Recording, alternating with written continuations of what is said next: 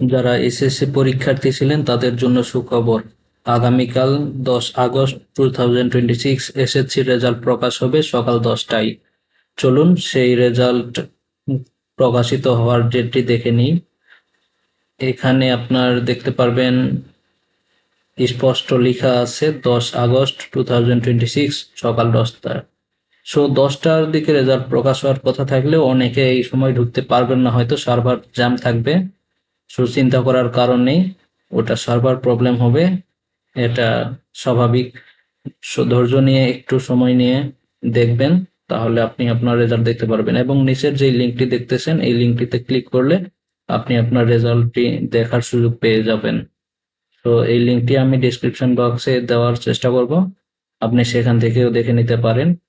তো এখানে আপনার যে ইয়ে ক্লাস সেটা দিবেন, তারপরে আপনার পাসিং ইয়ার দিবেন, মানে যেই সালে পরীক্ষা দিয়েছেন সেটি। তারপরে আপনার এখানে দিবেন ডিস্ট্রিক্ট, সরি ডিস্ট্রিক্ট না, ডিভিশন।